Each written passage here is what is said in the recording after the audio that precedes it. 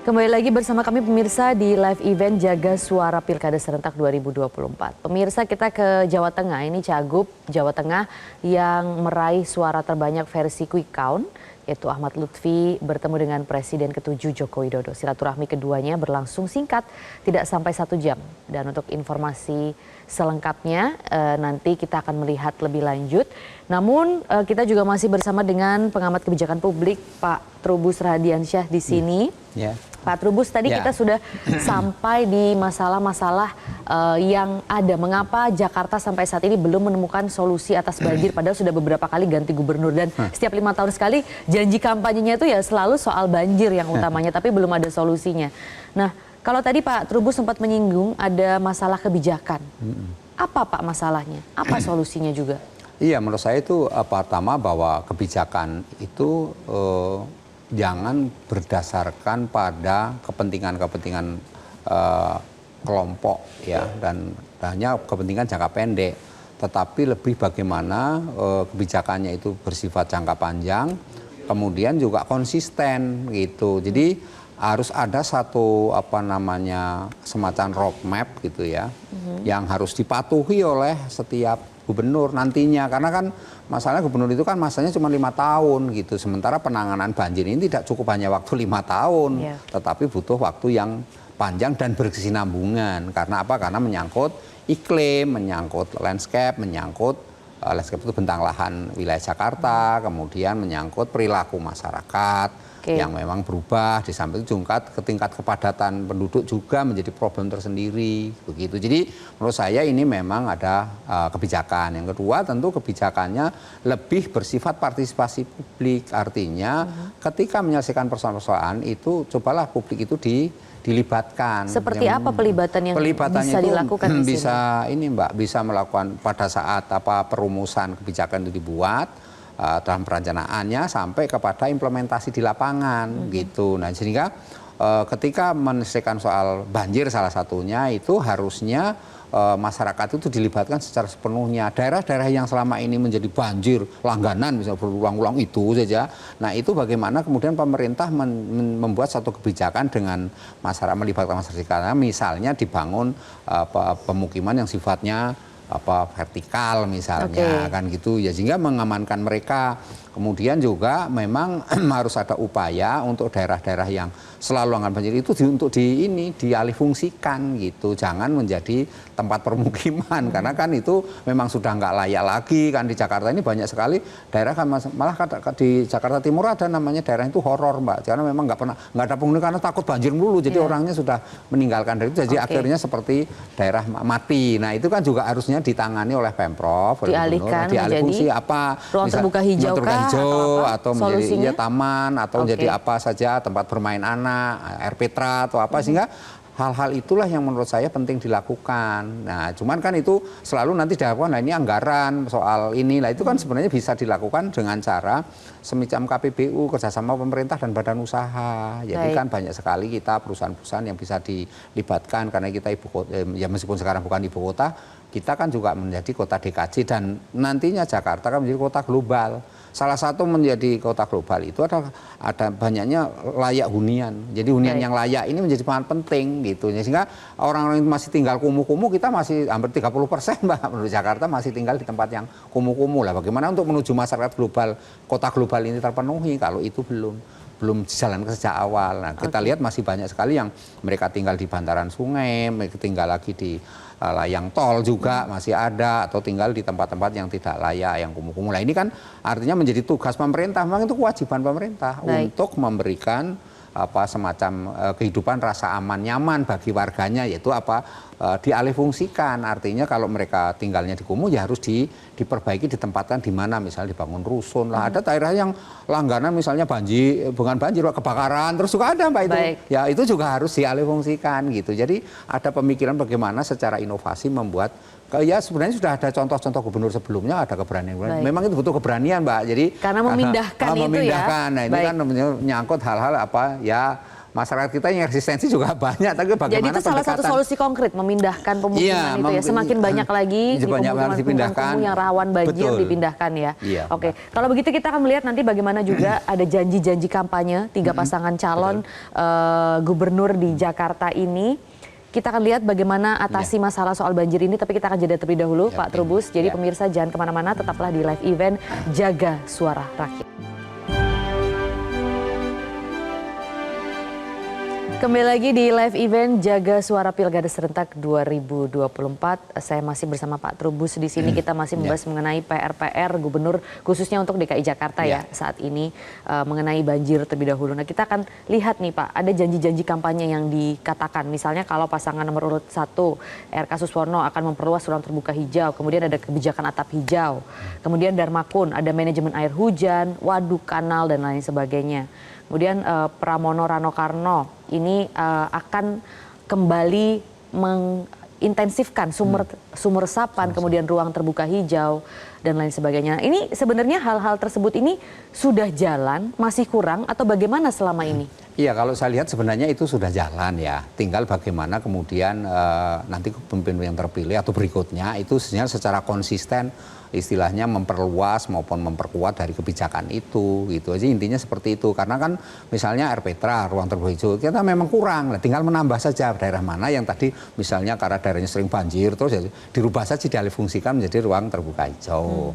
Ya, atau misalnya ada kebijakan terhadap lahan-lahan yang selama ini memang istilahnya padat penduduknya. Nah, itu bagaimana kemudian diubah dengan memperbanyak RPTRA di situ. Ya itu memang tugas-tugas Pemprov untuk itu.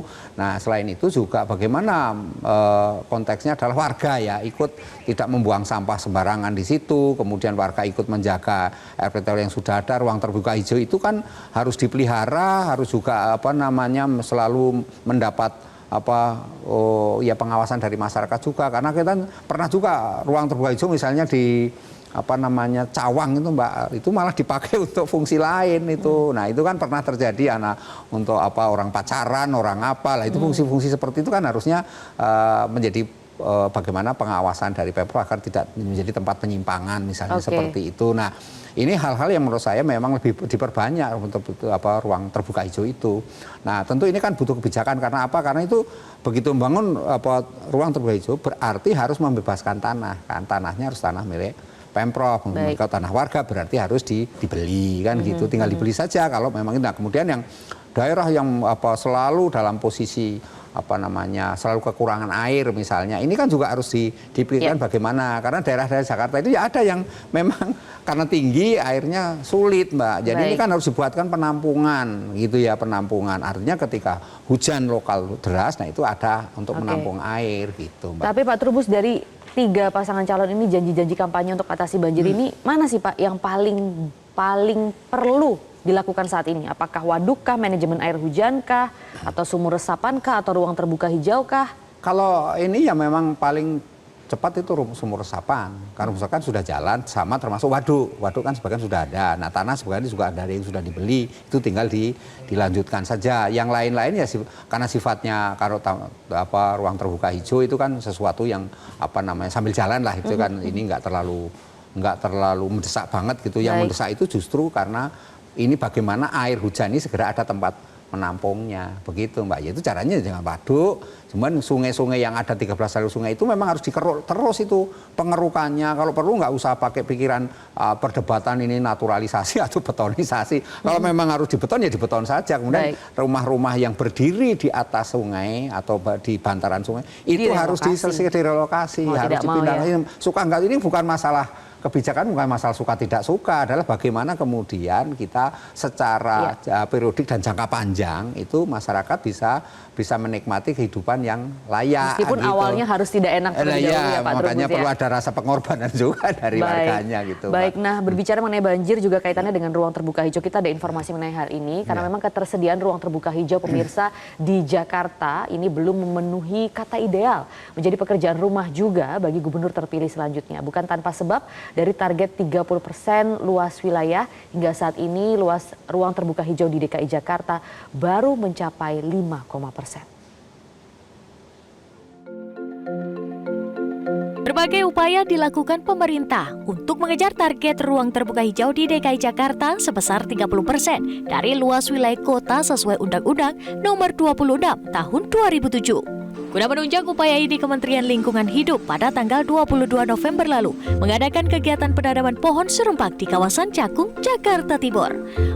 Menteri Lingkungan Hidup Hanif Faisal Nur Rafiq mengatakan, penambahan jumlah ruang terbuka hijau di Jakarta dan kota-kota besar lainnya bertujuan untuk menyelesaikan permasalahan polusi di sejumlah kota besar di Indonesia. Hanif menambahkan penanaman pohon dalam rangka membuat ruang terbuka hijau dinilai lebih baik serta merupakan salah satu cara agar Indonesia tidak terjebak dalam program dengan anggaran besar yang dipromosikan negara maju seperti pengurangan emisi rumah kaca. Secara global kita dimandatkan oleh UNFCCC untuk meningkatkan serapan karbon kita di sektor hulu. Ini juga menjadi bantuan kami. Mungkin acara ini hanya sedikit acara ya untuk mengingatkan kembali bahwa langkah-langkah ini harus kita bangun terus-menerus. Kemarin kita lakukan karena ini sudah memasuki musim hujan. Ruang terbuka hijau atau RTH merupakan kawasan penting yang memberikan manfaat bagi lingkungan hidup dan masyarakat perkotaan. Perencanaan dan pengelolaan yang tepat sangat penting untuk memastikan keberlanjutan dan manfaat RTH bagi generasi mendatang. Sejumlah manfaat langsung yang bisa dirasakan dengan keberadaan RTH, yakni terciptanya lingkungan yang lebih indah, teduh, dan segar. Selain itu, manfaat jangka panjang RTH yang bersifat tidak langsung, seperti pembersih udara, pemeliharaan air tanah, konservasi keanekaragaman hayati, estetika lingkungan, serta menjadi tempat berkumpul, bersosialisasi, dan beraktivitas bagi masyarakat perkotaan. Di tahun 2023, Jakarta baru memiliki RTH seluas 33,34 juta meter persegi atau 5,2% dari total luas wilayah. Artinya masih sangat jauh dari target ideal undang-undang. Sejumlah cara yang bisa dilakukan untuk bisa mencapai target ideal proporsi RTH, yakni dengan cara mengalih fungsikan aset yang tak berfungsi atau aset tidur sebagai RTH. Selain mengejar target RTH, aset tak terpakai juga bisa dimanfaatkan sebagai area resapan air, menekan polusi udara, dan menjadi tempat wisata bagi warga Jakarta. Dari Jakarta, Tim Liputan Metro TV. Bang Coki, permasalahan Jakarta kayak banjir, macet, dan juga kurang ruang terbuka hijau jadi gersang gitu. Kira-kira apa solusi dari apa? Ya solusinya sih yang pertama mungkin satu kesadaran masyarakat juga Mas. Ya contoh jangan buang sampah sembarangan, itu salah satu solusi. Yang kedua dari pemerintah juga harus ada tindakan misalnya memperbanyak ruangan hijau gitu, terus drainase juga harus dibersihkan gitu, karena selama ini juga saya kira kurang tindakan. Selama di jalanan itu sama di jalanan macet, banjir, apalagi. Kalau di sini sih ya emang kayaknya sih agak kurang, soalnya terlalu ini juga sih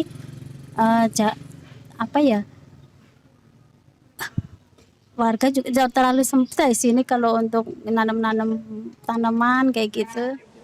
Ya, pemirsa, dan masih mengenai ruang terbuka hijau yang kurang dan juga masih banjir, ini kan ada kaitannya ya Pak. Kalau memang ruang terbuka hijau ini dicatat BPBD 5,2%, padahal kan harusnya 30% begitu ya. Makanya nih karena banyak bangunan kita akhirnya jadi banjir, jadi macet juga gitu.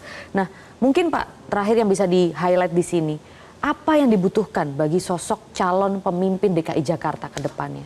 Ya, seorang pemimpin yang bersifat kolaboratif.